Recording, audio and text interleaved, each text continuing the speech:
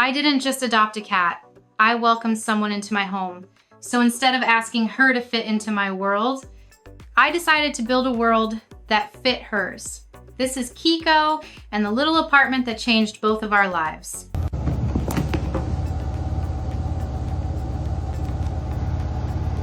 I approached this project the same way you'd approach building a tiny apartment for someone you love deeply. Not because she asked for it, but because in my heart, I felt she deserved it. Kiko is the first cat I've ever adopted on my own, and from the moment she came into my life, I knew I wanted to give her something special. Something that felt safe, thoughtful, and made just for her.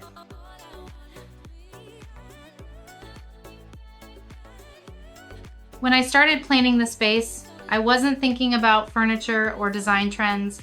I was thinking about how she sees the world. That's why I chose a soft teal paint color, because cats actually see blue and green hues best.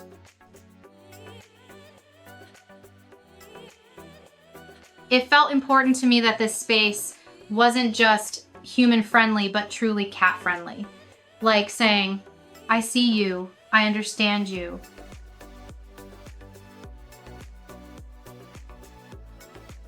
As I began securing the shelves to the wall, the closet slowly transformed. It stopped feeling like storage space and started feeling like a tiny home. I imagined it as a mini apartment just for Kiko.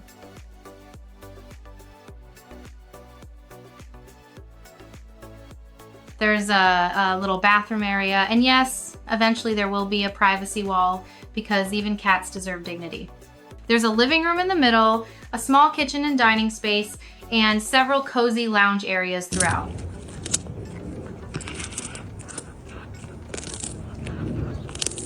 I added different levels very intentionally. Cats feel most secure when their resources are separated. It mirrors how nature works, like the freshest water always being found higher upstream. You don't want litter near food or water mixing with anything stressful. Creating that separation felt like giving her a sense of control and calm in a world that can sometimes feel overwhelming.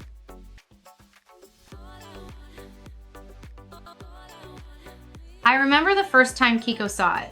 She just stood there, staring, clearly skeptical. I could almost hear her thinking, okay, what is this supposed to be?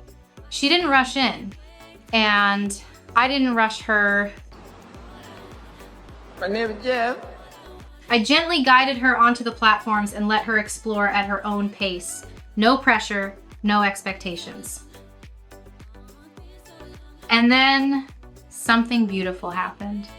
Slowly, she relaxed. She sniffed. She climbed. She paused.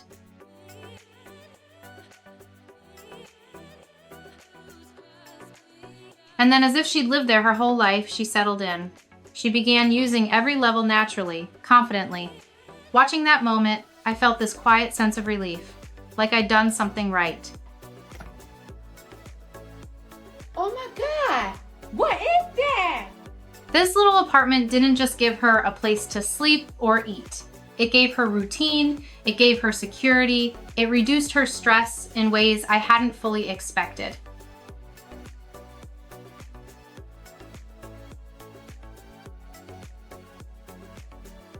I noticed she became calmer, more settled, more herself, and honestly, seeing that changed something in me too. It also helped our home feel more organized, more intentional, but more than that, it made me realize how important it is to respect the routines of the beings we share our lives with, even when they don't speak our language. Building this space for Kiko wasn't about aesthetics. It was about love, about listening, about understanding that comfort looks different for everyone, sometimes even for someone with 4 paws and whiskers.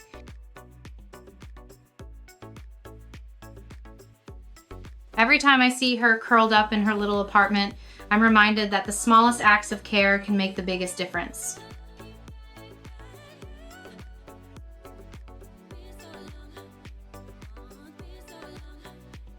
And that when you create a space where someone feels safe, respected, and seen, they don't just live there, they belong.